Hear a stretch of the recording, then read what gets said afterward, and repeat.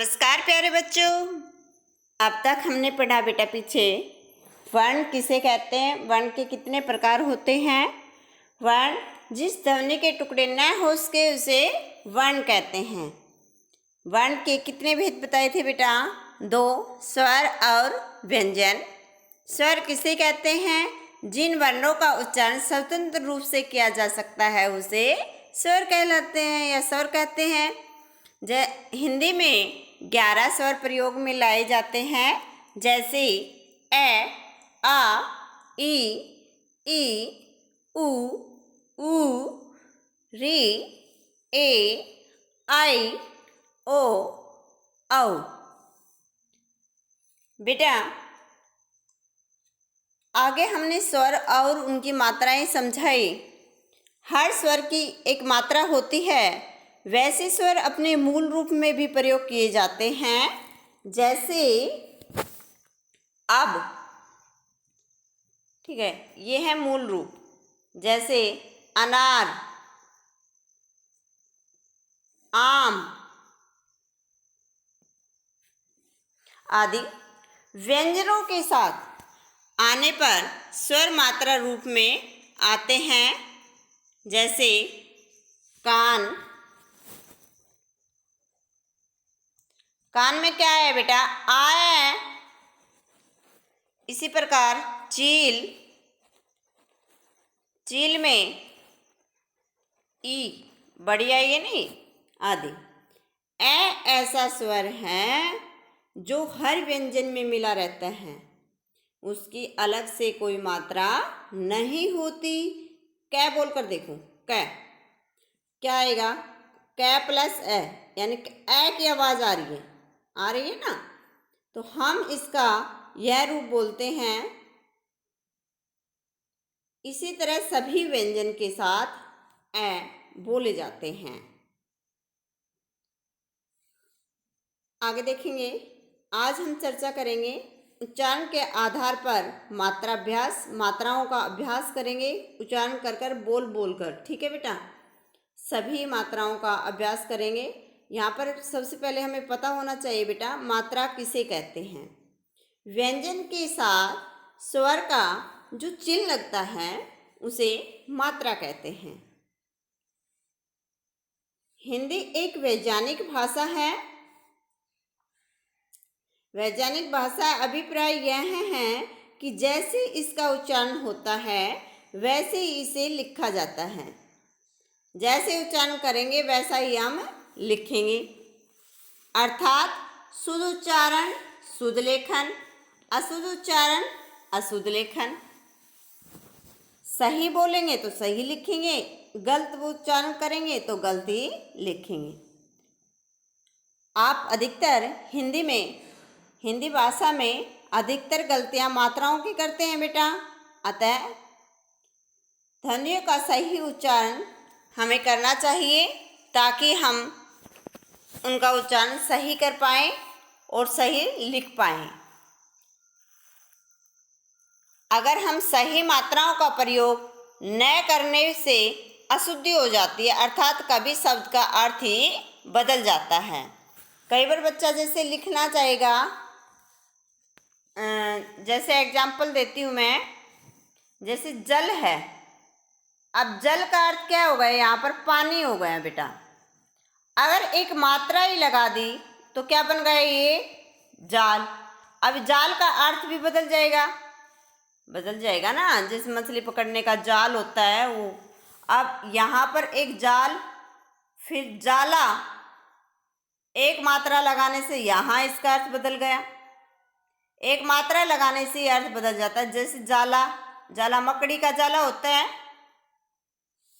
इसी प्रकार एक मात्रा लगाने से, जैसे ई की मात्रा लगा दी तो क्या बन गया? जाली।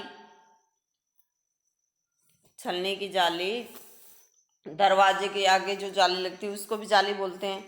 तो एक मात्रा लगाने से ही उसका अर्थ बदल जाता है बेटा। तो यहाँ हमने मिलते जुलते शब्दों को कुछ दिया है नीचे, विभिन्न मात्राओं के साथ अभ्यास कराने का प्रयास कर रहे हैं। तो आप इन मात्राओं का उच्चारण करें। ए और आ का उच्चारण व लेखन अभ्यास दिया हुआ है, पहले देखेंगे। ए व आ के उच्चारण व लेखन अभ्यास। ए के उच्चारण में बेटा कम समय लगता है, आ के उच्चारण में अधिक समय लगता है।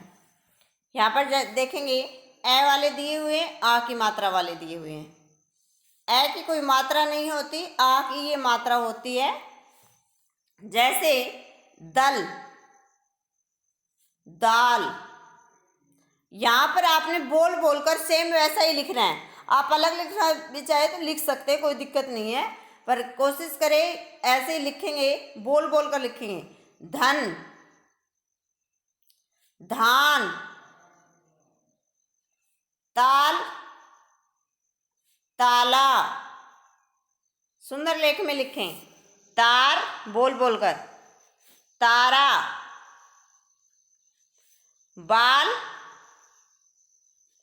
बाला, नाल, नाला। इसी प्रकार ई व ई का उच्चारण व लेखन अभ्यास दिया हुआ है नीचे। ई के उच्चारण में कम समय लगता है, ई का उच्चारण में अधिक समय लगता है। जैसे मित्र, मीत, छिल, छील, टीका, टीका। आप लिख लेंगे बेटा। इनमें मिल, मीन, मीन का अर्थ होता है बेटा मछली। निब, नीम, खिचड़ी, खिलाड़ी। ऊ व ऊ का उच्चारण व लेखन अभ्यास। ऊ के उच्चारण में कम समय लगता है और ऊ के उच्चारण में अधिक समय लगता है। जैसे दुम, दूध, रुक,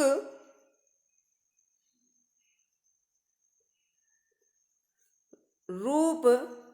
ये बेटा मैंने रै बताए थे आपको, मात्रा लगाकर छोटे ऊ और बड़े ऊ की। जैसे ये मात्रा किस में लगती है, छोटे ऊ का प्रयोग जहाँ हो रहा है, ठीक है। और ये रै में पाई लगाकर ऐसे लगाते हैं, तो ये होते हैं बेटा बड़ा ऊ। यहाँ बड़े ऊ का उच्चारण होगा तो ये बड़े वाले लगेगा, बड़ा ऊ का। रूप, जैसे यहाँ पर दी हुई है टच करके बिल्कुल, तो ये है छोटे ऊ का रुक। रुक, रूप, धुल, धूप। आप इनमें लिखते रहें, जो बॉक्स दिए खालिस्तान दिए हुए हैं इनके आगे, तो आप सुंदर लेख में लिखते रहें। चुना, चूजा, सुना, सूखा, सुगम, सूरत। ए व आई का उच्चारण व लेखन अभ्यास। ए के उच्चारण में बेटा कम समय लगता है, आई के उच्चारण में अधिक समय लगता है। जैसे केला, थैला। आई मैंने बताया था बेटा, ए की मात्रा एक होती है। आई में दो मात्रा का प्रयोग किया गया है यहाँ पर, ठीक है। जैसे बेटा, बैठा, बैठा लिखा है यहाँ पर, बैठा। शेर, शैर, चैन, चैत्र, ऐसी, वैसी, तेरा, तैराक। आगे देखेंगे ओ व औ का उच्चारण व लेखन अभ्यास। ओ की मात्रा कौन सी बताई थी बेटा, ये। औ, ये औ। ओ के उच्चारण में कम समय लगता है, और के उच्चारण में अधिक समय लगता है बोलने में। जैसे खोल, खौल, थोड़ा, दौड़ा, चोर, चौड़ा, मोटी, मौसी, रोक, रौनक, समोसा, पकौड़ा। ठीक है बेटा, आप इनका उच्चारण करेंगे और साथ साथ इसमें लिखेंगे। आंग और आ का उच्चारण व लेखन अभ्यास। आंग और आ में देखेंगे, जैसे आंग के उच्चारण में कम समय लगता है और आ के उच्चारण में अधिक समय लगता है। बेटा मैंने आंग में बताया था अनुस्वार, बताया था पिछली वीडियो में, अनुस्वार और अनुनासिक। अनुस्वार में क्या होता है, वर्ण के ऊपर लगने वाले बिंदु को अनुस्वार कहते हैं। जैसे दंड, जंग, यहाँ पर दिए हुए हैं जंग, बंद, डंक, झंडी, चंचल। ठीक है, इसी प्रकार अनुनासिक वर्ण के ऊपर लगने वाले चंद्र बिंदु, वर्ण के ऊपर लगने वाले चंद्र बिंदु को अनुनासिक कहते हैं। जैसे यहाँ पर दिया है जांग, बाण, डांट, झांसी, आंचल, चांदनी, चंद्र बिंदु वाले शब्द। तो इसी प्रकार हमने लिखना है यहाँ पर, जैसे अंग के उच्चारण बेटा कम समय लगता है, आ के उच्चारण में अधिक समय लगता है। जैसे जंग, यहाँ पर लिखेंगे आप उच्चारण करके, जांग, बंद, बांध, डंक, डांट, झंडे, झांसे, चंचल, आंचल, बंदनी, चांदनी। आप इसमें आगे लिखें। आगे देखेंगे, आओ अभ्यास करें। जो हमने अब तक पढ़ा उसका अभ्यास करेंगे। यहाँ पर दो वर्ण दिए हैं, विभिन्न मात्राएं लगाकर शब्द बनाओ। हमने मात्रा लगाकर बेटा शब्द बनाने हैं। जैसे उदाहरण देखो, कला और काला दिया हुआ है, हमने मात्रा लगाकर जैसे कै और लै से शब्द बनाने हैं। यहाँ पर किला, छोटी की लगाई, पहले देखो ए का उच्चारण किया हुआ है, फिर आ का आ जाएगा, फिर छोटी का किला, कील, कुल, कालू। हम अपनी तरफ से भी मात्रा लगाकर शब्द बना सकते हैं, जरूरी नहीं है जो मैंने बनाए हैं वही आप बनाएं, अपनी तरफ से बना सकते हैं। कालू पर कै और लै का प्रयोग होना जरूरी है। केला, कैलाश, आई का प्रयोग किया है, कैलाश, कोल, कौला, यहाँ पर कंगा शब्द दिया है, लै का प्रयोग करना है तो कंदला भी हो सकता है, कंदला। कांचली,